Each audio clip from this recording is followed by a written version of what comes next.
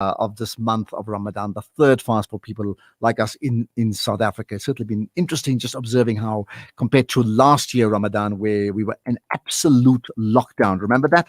You couldn't even get out of your house. I think besides under exceptional circumstances, mosques we know were definitely shut. And that's the reason we're talking about this now to Maulana Yusuf Patel. He's the Secretary General of the umbrella body, the United Ulama Council of South Africa, also an executive member of the Jamiatul Ulama. And to give you some context around that, we asked the question a few days ago that now that mosques, there's an easing up of restrictions at mosques in terms of worshippers, because our COVID numbers have gone down. So two things. One is, what is the position regarding the mosques because it's eased up? What have they done? What have they not done in terms of creating the spaces and conditions on the one hand? The other one is something that we found interesting, that there were certain mosques that already allows spaces for women anyway. We're not even discussing those that don't. That's a different discussion ideologically completely. These are mosques that normally has a facility, and it appears that's to allow spaces for the males because they're overlapping because of social distancing.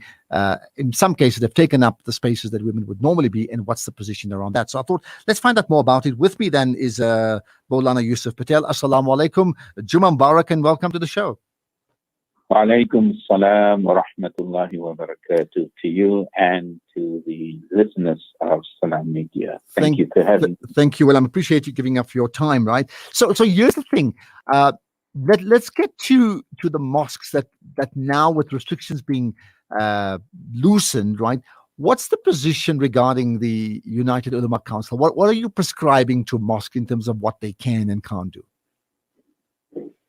Well, from the United Ulama Council's perspective, we have advised our members. There are around nine members, affiliate members, located in the different provinces of South Africa. And the general position is to adhere to ensure compliance with the regulations, to ensure that in terms of numbers, we do not exceed the 250 limit. So the one issue that Muslim masjids are grappling with is the question of capacity.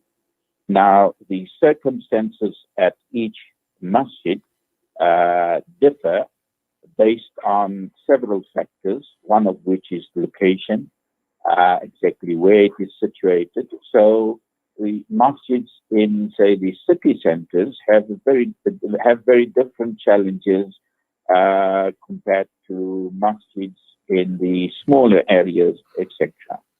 However, most masjids have established multiple Tarawih venues so that they can keep within the prescribed limit. That's the one. Number two, we have the issue of iftar. There we have different positions adopted by different mosques. Some mosques have done away with the collective iftar, where people sit around